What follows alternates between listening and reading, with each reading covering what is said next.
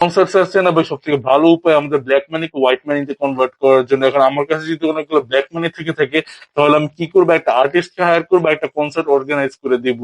কারণ কোন অথরিটি এটা এসে দেখে না যে কনসার্টের ভিতরে কতজন পাবলিক আসলো। ধরে নেন কনসার্টের ভিতরে আসলো 1,000 মানুষ, আর আমি অথরিটিকে বলবো কি আসলে কনসার্টের ভিতরে আসছিল 3,000 মানুষ।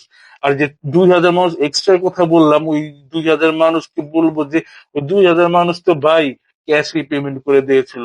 এখন আমি কি করব, ওই 2,000 মানুষের টাকাটা আমি আমার নিজের পকেটের থেকে পেমেন্ট করব, যে টাকাটা আসলে থাকবে হচ্ছে ব্ল্যাক মানি। যেহেতু আমি একটা জেনুইন সোর্স দেখিয়ে দিয়েছি যে এখান থেকে আমার টাকাটা আসছে, আর আমি এটার উপর ট্যাক্সও পেমেন্ট করতেছি, তো আমার এই ব্ল্যাক মানিটা অটোমেটিক্যালি কনভার্ট হয়ে গেল হোয়াইট মানিতে। তো এই ব্ল্যাক মানিকে আমরা হোয়াইট মানিতে কেন এবার কনভার্ট করাচ্ছি?